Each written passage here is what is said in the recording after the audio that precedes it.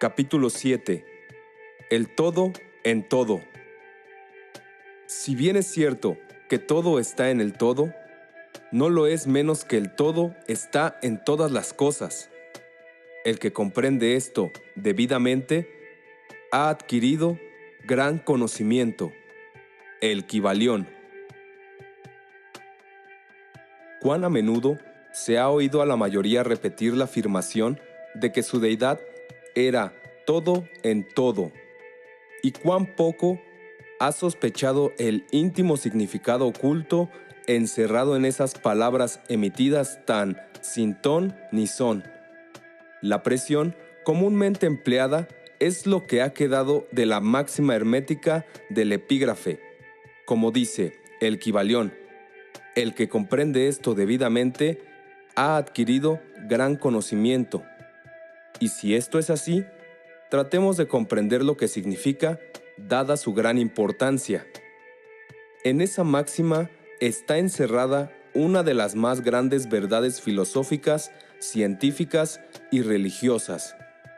Ya hemos dado la enseñanza hermética concerniente a la naturaleza mental del universo, la verdad de que el universo es mental, sostenido en la mente del todo. Como dice el Kybalión en el pasaje citado, todas las cosas están en el todo. Pero nótese también la siguiente afirmación correlacionada. Es igualmente cierto que el todo está en todas las cosas. Esta contradicción aparente es conciliable según la ley de la paradoja. Es, además, una afirmación hermética exacta sobre las relaciones que existen en el todo y su universo mental. Ya hemos visto cómo es que todo está en el todo. Examinemos ahora el segundo aspecto del asunto. La doctrina hermética indica que el todo es inminente e inherente al universo, así como en toda parte, partícula, unidad o combinación dentro del universo. Los maestros suelen ilustrar este postulado refiriéndose al principio de correspondencia. El instructor pide al estudiante que forme una imagen mental de algo, de una persona, una idea o alguna cosa que tenga forma mental, siendo el ejemplo preferido el de un autor que se esté formando una idea de los personajes, el de un pintor o escultor que esté creando la imagen mental de lo que trata de expresar con su arte. En cada caso, el estudiante verá que, aunque la imagen tiene existencia y ser únicamente dentro de su propia mente, sin embargo, el estudiante mismo, autor, pintor o escultor, es, en cierto sentido, inmanente en dicha imagen. En otras palabras, toda la virtud, vida, espíritu o realidad de la imagen mental se deriva de la inmanente mente del pensador. Medítese esto un instante hasta que se comprenda bien la idea. Empleando otro ejemplo, podríamos decir que Otelo, Iago, Hamlet, Lear, Ricardo III, etc., existieron en la mente de Shakespeare en el momento de su concepción o creación y, sin embargo, Shakespeare existió también dentro de cada uno de esos personajes, dándoles su vitalidad, su espíritu y su acción. ¿Cuál es el espíritu de los personajes que conocemos como Micawber, Oliver Twist, Uriah Heep? ¿Es Charles Dickens o tiene cada uno de ellos un espíritu personal, independiente de su creador? Tienen las Venus de Medicis, la Madonna Sixtina, el Apolo de Belvedere, espíritus y realidad propios o representan los poderes mentales y espirituales de sus creadores. La ley de la paradoja explica que en ambas proposiciones son ciertas, consideradas desde los puntos de vista apropiados. Micawber es, a la vez, Micawber y Dickens. Y mientras puede decirse que Micawber es Dickens, Dickens no es idéntico a Micawber. El hombre, como Micawber, puede exclamar: el espíritu de mi creador me es inherente, y sin embargo, yo no soy él. Esto es muy diferente de la chocante media verdad que clamorosamente anuncian algunos medios sabios, diciendo: yo soy Dios. Imaginad al pobre Micawber o al ratero Uriah Heep exclamando: yo soy Dickens. O a cualquier otro personaje de las obras de Shakespeare anunciando: yo soy Shakespeare. El todo está en la lombriz, pero la lombriz está muy lejos de ser el todo.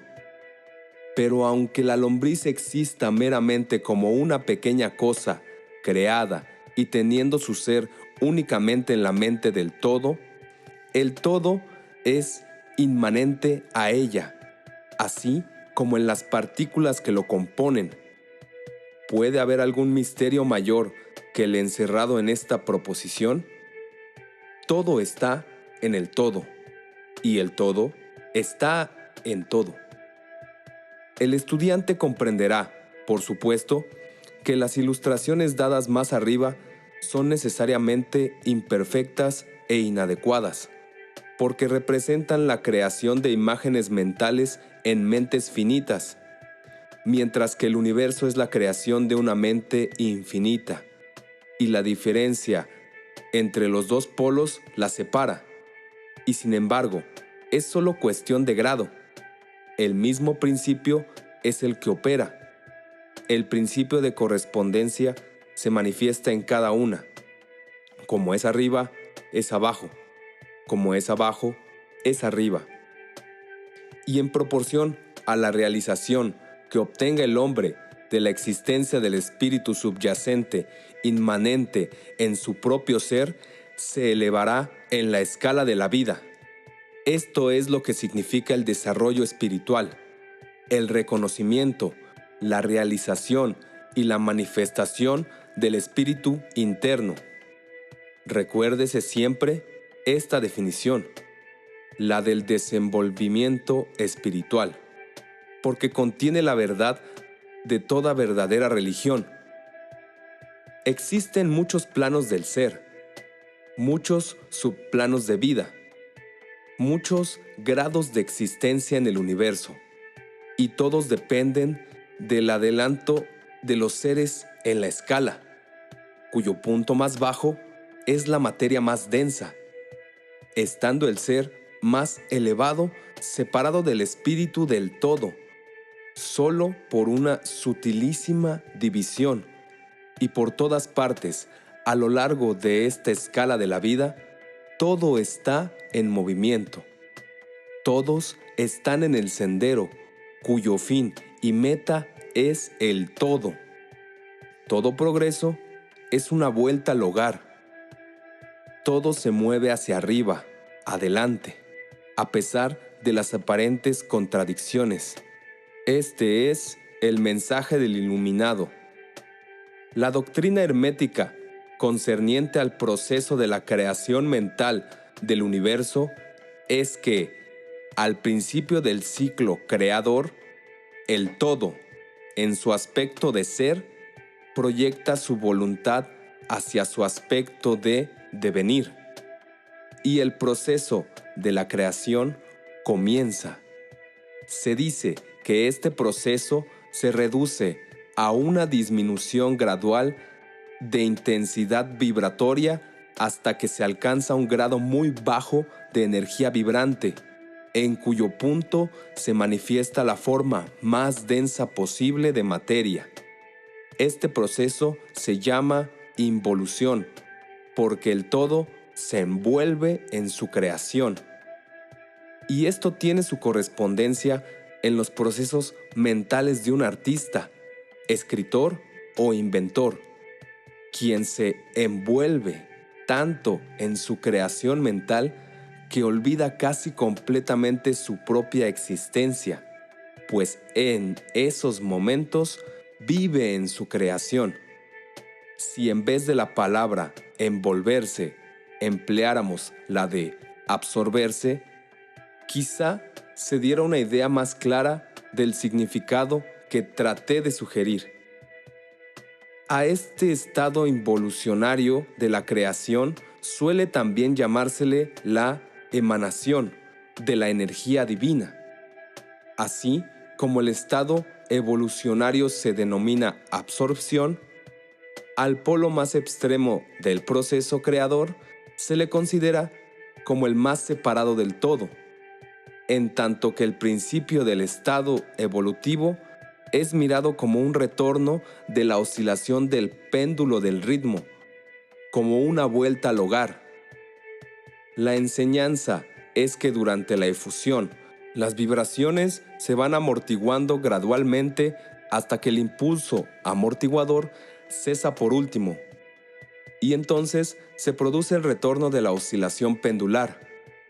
Pero existe esta diferencia, que mientras en la efusión se manifiestan las fuerzas creadoras compactamente, como un todo desde el comienzo mismo del estado evolutivo o de reabsorción, se manifiesta la ley de la individualización, esto es, la tendencia a separarse en unidades de fuerza, de tal manera que lo que dejó al todo como no individualizada energía vuelve a su fuente originaria como innumerables unidades de vida, altamente desarrolladas, que se han ido levantando cada vez más alto en la escala por medio de la evolución física, mental y espiritual. Los antiguos herméticos empleaban la palabra meditación para describir el proceso de la creación mental del universo en la mente del todo, habiéndose empleado también frecuentemente la palabra contemplación.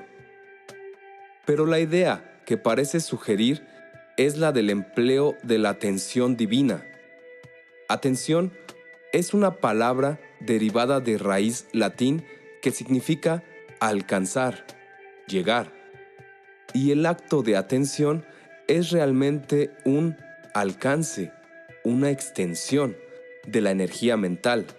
De manera, pues, que comprenderemos perfectamente el concepto si examinamos el verdadero significado de la atención. La doctrina hermética concerniente a la evolución es que el todo, habiendo meditado sobre el principio de la creación y establecida así la base material del cosmos, pensándolo en la existencia, gradualmente va despertándose de su meditación y al hacerlo produce la manifestación del proceso evolutivo en los planos material, mental y espiritual, sucesivamente en orden. Así empieza el movimiento ascendente y todos los seres comienzan a dirigirse hacia el espíritu. La materia se va haciendo menos densa, las unidades vienen a ser, las combinaciones se inician, la vida aparece y va manifestándose en formas cada vez más elevadas y la mente se va haciendo más evidente, vibrando todo cada vez más intensamente. En una palabra, el proceso entero de la evolución, en todas sus fases, comienza y sigue de acuerdo con las leyes del proceso de absorción. Todo esto ocupa eones y eones de tiempo, estando compuesto cada eón por millones de años. Pero, según dice el iluminado, toda la creación, incluyendo la involución y la evolución de un universo, no es más que un abrir y cerrar de ojos para el todo. Al final de innúmeros ciclos de eones de tiempo, el todo retira su atención contemplación o meditación del universo, porque la gran obra ha terminado y todo queda absorbido en él. ¿De quién otro emergería? Pero el misterio de los misterios es que el espíritu de cada alma no queda aniquilado, sino que se expande infinitamente, sumergiéndose uno en otro, el creador y el creado. Esa es la voz de la iluminación. La iluminación expuesta sobre la meditación y el subsiguiente despertar de ella, del todo no es, por supuesto, más que un intento de descripción del proceso infinito mediante un ejemplo finito, pero, no obstante, como es arriba, es abajo. La diferencia es solo de grado. Y así, como el todo se despierta de su meditación sobre el universo, así también el hombre, a su debido tiempo, cesará de manifestarse sobre el plano material y se irá retirando cada vez más en el espíritu interno, que, ciertamente, es el ego divino. Hay otra cosa más de la que deseamos hablar en esta lección, y esto llega muy cerca del campo metafísico de especulación, aunque nuestro propósito es simplemente mostrar la futilidad de tal especulación. Aludimos a la pregunta que inevitablemente se presenta ante la mente de todos los pensadores que se han aventurado a buscar la verdad. La pregunta es, ¿por qué creó el todo al universo? Esta pregunta podrá ser formulada en diferente forma, pero su esencia es siempre la misma. Muchos han luchado los hombres para contestársela, pero aún no se posee respuesta alguna que merezca ese nombre. Algunos se han imaginado que el todo ganaría algo con ello, pero eso es absurdo, porque ¿qué es lo que podría obtener el todo que ya no posea? Otros dicen que el todo desea amar a algo, o que lo había creado para divertirse, o porque estaba solo, o para manifestar su poder. Pero todas estas respuestas son pueriles e infantiles y pertenecen a la primera infancia del pensamiento. Algunos han tratado de explicar el misterio presumiendo que el todo se vio compelido a crear en razón de su naturaleza interna o su instinto creador. Esa idea, si bien representa un adelanto sobre las otras, tiene un punto débil. Si su naturaleza interna o instinto creador lo impulsara a hacer algo, entonces la naturaleza interna o instinto creador sería el absoluto en vez del todo, y de ahí que la proposición falle por su misma base. Sin embargo, el todo crea y se manifiesta y parece encontrar cierta satisfacción al hacerlo. Y es muy difícil escapar a la conclusión de que en algún grado infinito tendría que tener algo que correspondiera a una naturaleza interna o instinto creador en el hombre, con un deseo y voluntad correspondientemente infinito. No podría obrar si no quisiera hacerlo. No podría hacerlo a menos que lo deseara, y no lo desearía si no obtuviera con ello una satisfacción. Y todas estas cosas pertenecerían a una naturaleza interna, y podría postularse su existencia de acuerdo con la ley de correspondencia, tanto interna como externa. Este es el problema que yace en la raíz misma de la dificultad y la dificultad que se encuentra en la misma raíz del problema. Estrictamente hablando, no puede decirse que haya ninguna razón para obrar, porque una razón implica una causa, y el todo está por encima de la causa y del efecto, salvo cuando su voluntad misma se convierte en una causa, en cuyo momento el principio se pone en movimiento, de manera pues que no puede pensarse en el mismo asunto, porque, como él mismo, todo es incognoscible. Así como nos vemos obligados a decir simplemente el todo es, así también solo podemos decir que el todo obra porque obra. Y, en último término, el todo es la razón misma en sí misma, y puede decirse en verdad que Él es su propia razón, su propia ley, su propio acto, mejor aún, que el todo, su razón, su acto y su ley son uno, siendo las palabras diferentes nombres de la misma cosa. En opinión de los que esto escriben, la respuesta se halla encerrada en el íntimo ser del todo, en su ser secreto, la ley de correspondencia. En nuestra opinión, solo llega al aspecto del todo, que denominamos el aspecto de devenir o de estado. Tras ese aspecto está el de ser, en el cual todas las leyes se pierden en la ley, todos los principios en el principio, y el todo, el principio y el ser son idénticos, uno y lo mismo. Por consiguiente, toda especulación metafísica sobre el punto es fútil. Si nos ocupamos aquí de la cuestión, es solo para mostrar que, si bien reconocemos el hecho, reconocemos también lo absurdo de las respuestas dadas por metafísicos y teólogos. En conclusión, podrá ser de interés para los estudiantes el saber que en tanto que algunos de los antiguos y modernos instructores herméticos se inclinan más bien a aplicar el principio de correspondencia a la cuestión, que da por resultado la naturaleza interna. La leyenda dice que Hermes, el Grande, cuando le fue hecha esa pregunta por algunos de sus más avanzados estudiantes, contestó apretando los labios fuertemente y no diciendo una palabra, como si indicara que no había respuesta.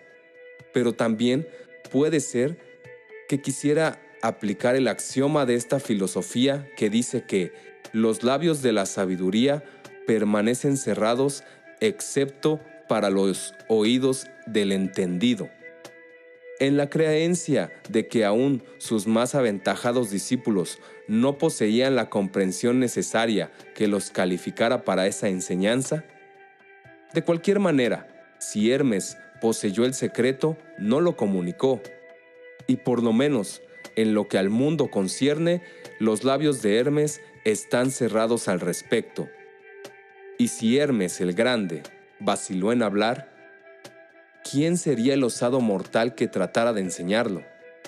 Pero, recordémoslo, cualquiera que sea la respuesta de este problema, si es que hay alguna, la verdad es que, si bien es cierto que todo está en el todo, no lo es menos que el todo está en todas las cosas. La proposición en este punto es enfática. Y para terminar, repetiremos las palabras de la cita. El que comprenda esto debidamente ha adquirido gran conocimiento. Muchas gracias por escuchar este canal. No olvides suscribirte, darle un like, dejar un comentario para ayudarme con el algoritmo. Gracias.